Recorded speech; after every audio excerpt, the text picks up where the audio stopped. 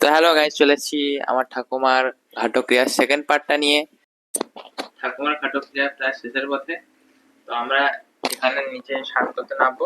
খুবই ছোট জায়গাটা, কারণ এই কাজ ঘাটে করতে নেই, তাই ঘাটের বিপরীত সাইডে একটা ছোট ঘাট বানিয়ে সবাই স্নান করতে নামবো। এই চার কোনা বেদির ভিতর দিয়ে আমাদের সবাইকে যেতে হয়। আপনারা দেখুন কেমন করে আমরা স্নান করতে যাচ্ছি।